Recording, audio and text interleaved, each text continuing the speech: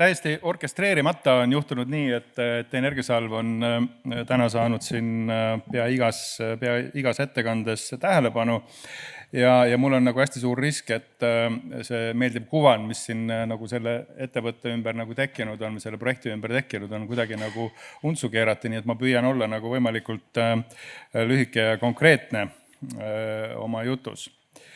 Aga jah, mul nimi on Peep Siitam, ma olen siis Energiasalve või siis inglise keeles ja mujal maailmas ka Zero to Rain, selle kaasasutaja ja tegevjuht ja Heitile täpsustuseks, fakti täpsustuseks, et nii-öelda oma ebaprofessionaalsust olen ma väljendanud selle projektiga juba 16 aastat või 17 aastat, nii et see tegelikult on üsna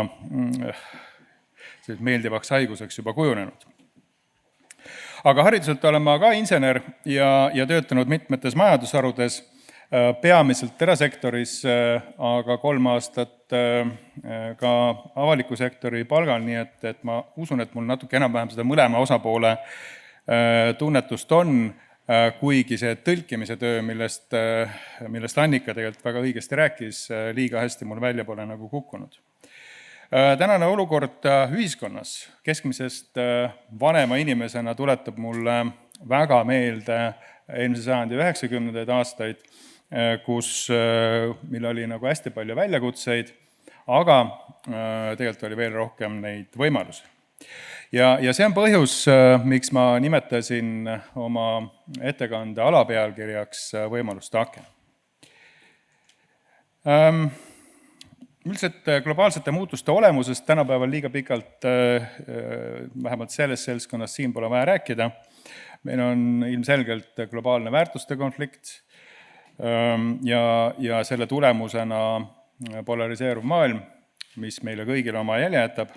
Meil on paljuski sellest samast väärtuskonfliktist tulenev julgeoleku olukorra muutus, millega hakkama saamiseks räägib järgmine ettekanne Serhi eestvedamisel. Aga meil on ka ülikiiresti toimuv tehnoloogia areng, mis meeldib see kellelegi või mitte, muudab meie elu olemuslikult nii töö kui eluviisi mõttes. Ja põhiküsimus on ju see ka, et kuidas me neid olemuslikke muutusi enda kasuks oskame pöörata ja minu ettekanne on põgust sissevaade siis sellest, kuidas Energiasalv seda kavandab teha. Aga Energiasalve projektist ka pisut. See on siis selline 520 megavatise ja 30-tunnise mahutavusega tuleviku vesisalvesti projekt või Next Generation inglise keeles vesisalvesti projekt koos 30 hektari suuruse unikaalse maa-aluse tööstuspargiga, mille esimene etapp valmib 2033. aastal ja selle koosluse peamisteks elementideks on 24/7 puhtal energial põhinev elektrivarustus, soodne turvaline ehituskeskkond, mis oma energiaefektiivsuses ja see energiaefektiivsus on selle Alma infrastruktuuri oluline näitaja, loob üsna palju sümbiootilisi võimalusi erinevate äride koostoimeks. Eesti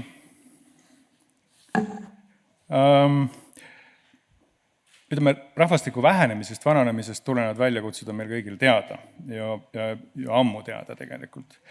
Ja selle mõju sotsiaalsektorile samamoodi. Julgeolekuolukorra muutus pole kellelegi üllatus, samamoodi nagu selle mõju riigieelarvele. Vähem räägitud on meie kehvast ressursitootlikkusest ja selle väljakutsest, et tegelikult teevad Euroopa Liidus vaid bulgaarlased ja rumeenlased meist vähem väärtust ühe kasutatud ressursi kohta. Ja seda väljakutsete loetelu võib loomulikult jätkata, aga see pole oluline, oluline on see, mis on lahendused. Ja ka võib öelda, et ammu teada on see, et lahenduseks ei saa olla nendes tingimustes mitte miskit muud kui tootlikkuse kasv. Tootlikkuse kasv ühemõtteliselt tähendab uusi ärisid vanade asemele ning ennekõike see tähendab häid edulugusid ja eeskujusid. Tootlikkuse kasvust rääkides energiasalvel on Eestile pakkuda circa 150-kordse keskmise lisandväärtusega, sest keskmise tänase Eesti ettevõtte võrreldes 150 korda suurem lisandväärtus Eestile. Investeeringutest. Tootlikkuse eelduseks on loomulikult investeeringud. Eeldades nii-öelda vanamajanduse senist kasvu arenemistempot ja rahvastikudünaamikat peaksime sama elatustaseme säilitamiseks circa 20–25% majandust juurde tekitama circa 10 aasta jooksul. Mis tähendab 6 miljardit uusi investeeringuid, lisaks täna juba nii-öelda siis selle olemasoleva majanduse poolt tehtavale 12–13 miljardile. See on circa 3 korda rohkem, kui me seni oleme suutnud Eestisse kaasata ja arusaadavalt siin varem jutuks olnud Team Estonia EISI roll nende investeeringute kaasamisel, seda ei ole võimalik üle tähtsustada. Energiasalvel on siia oma 5 senti lisada 1,7 miljardiline investeering vesisalvestisse ning lisaks tööstusinvesteeringut unikaalsesse tööstusparki. Kui võtta muu maailma sellist praktikat, parimaid praktikaid arvesse, siis selliste juurde veetavate või kaasatavate tööstusinvesteeringute või üldse laiemalt investeeringute maht võib olla seal 2–5 korda suurem kui siis see nurgakivi investeering. Aga jättes need ilusad plaanid kõrvale, siis projekti, ainuüksi selle vesisalvesti projekti panus Eesti majanduskasvu on circa 0,7–0,8% SKP-st.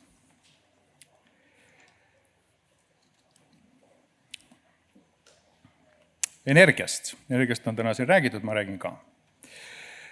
Suurt lisandväärtust loovad tööstusinvesteeringud. Eeldavad 24/7 puhta energia olemasolu, sellest rääkis ka Valdo oma jutus paneelis. Arusaadavalt konkurentsivõimelise hinnaga. Kuna oluline on energiakulu, siis ettevõtjad, investorid otsivad tegelikult lisaks elektri hinnale säästuga võrgukuludest. Igaüks oskab siit tuletada seda, mis mõju see avaldab nii-öelda siis võrgukuludele nendele, kes ei ole võib-olla otseselt otseliini otsas. See tähendab seda, et investeeringuid tehakse ennekõike siis tootmisvarade lähedale või tootmisvarade või siis sinna, kus need tootmisvarasid, energiatootmisvarasid on võimalik nagu väga kõrgel pingel ühendada. Ja see tähendab seda muuhulgas, et tööstusinvesteeringuid tehakse siis reaalselt tootmisvarade vastu, mitte turupõhiselt. Ja see kipub üldiselt trendiks kujunema kogu maailmas, aga eriti meie regioonis, kus siis elektriturul ilmselgelt on liiga palju prognoosimatust ja läbipaistmatust. Energiasalvel on puhta energia tagajana ka väga oluline roll täita, millest elektrihindade alandajana saavad osa kõik Eesti tarbijad, circa 130 miljonit eurot aastas vähendab energiasalv Eesti tarbijate elektriarveid. Augumaksust. Jutt on siis meie kehvast ressursitootlikkusest. Nagu öeldud, ressursitootlikkus on kehvasti, seda on vaja circa 2–3 korda paremaks saada, aga ennekõike tähendab see muutusi meie ühiskonnas siis ehituses ja energeetikas. On ammu teada, et meie teed lagunevad liiga kiiresti, teede remontimiseks ei jätku raha ja remondivõlg seega ainult kasvab.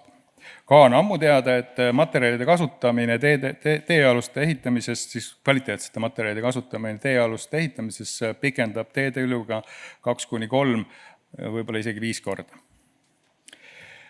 Energiasalv Energiasalve ehitamisega võetakse Eestis kasutusele siis uus loodusvara gneis, mille kasutamine teedeehituses ei pikenda mitte ainult teedega 2-3 korda, vaid teeb seda ka senisest soodsamalt ehk et vähendab survet riigieelarvele. Ja ainus, mida me tegelikult ühiskonnana riigina tegema peame, on ajast arust teedeehituse praktikate asendamine kaasaegsetega. Energiasalv on päris kindlasti taristuprojekt. Taristu investeering, mis võimaldab pakkuda, nagu öeldud, varapõhist 24/7 soodsat energiat, aga samas ka soodsat rõhu ja temperatuuri püsivat, füüsiliselt turvalist ja paljusid sünergiaid loovat investeerimiskeskkond.